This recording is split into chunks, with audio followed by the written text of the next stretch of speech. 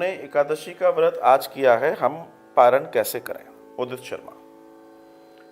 देखिए भैया, पारण का समय प्रातः कल सूर्योदय के बाद 3 से 4 घंटे में हो जाता है। पारण का मतलब होता है भगवान का सुंदर पूजा और भगवान को भोग लगाना, निवेदन करना और अपना व्रत उनके चरणों में खोल देना, मतलब छोड़ देना।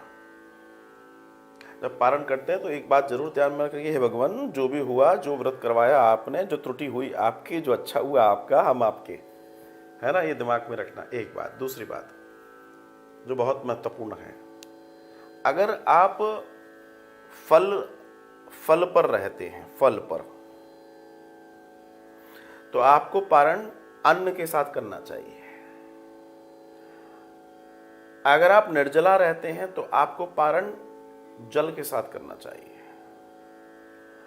अगर आप एकादशी व्रत रखे हैं और दूसरे दिन भी आपका कोई व्रत पड़ रहा है तो आपको पारण, फिर जो पारण है वो जल के साथ करना चाहिए, ताकि आप आगे का व्रत जो भी है वो कंटिन्यू कर पाएं।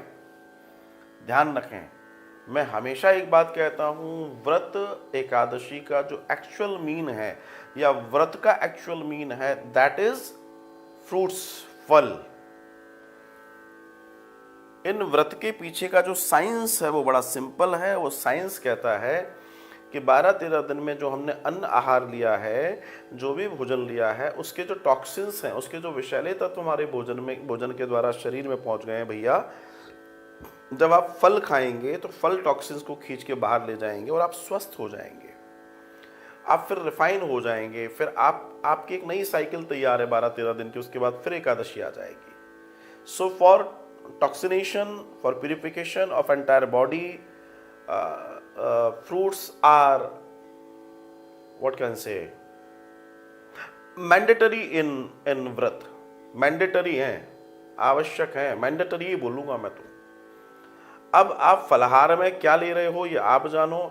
फल का मतलब फल ही होते हैं, बाकी तो फिर भगवान जानता है आप क्या लेते हैं। लेकिन व्रत का जो मूल सिद्धांत है वो आपके शरीर को निरोगी करना और उससे उस ईश्वर तक जाना। इसका साइंस समझिए। शरीर निरोगी है तो वो बहुत कुछ कर सकता है, अगर वो बीमार है तो कुछ नहीं कर सकता। हमारे सनातन में व्रतों पर बड़ा महत्व किया गया है, क्योंकि व्रत आपको एक तो टॉक्सिन फ्री करते हैं, ताज़ा करते हैं, आपको रिवाइव करते हैं, आप में ऊर्जा का संचार करते हैं, और आप जितना कम खाएंगे आपकी बॉडी उतनी स्मार्ट, उतनी एनर्जेटिक और आप उतने हेल्दी होंगे, आपकी लाइफ उतनी सुंदर होगी। इसलिए व्रत होते हैं। धन्यवाद।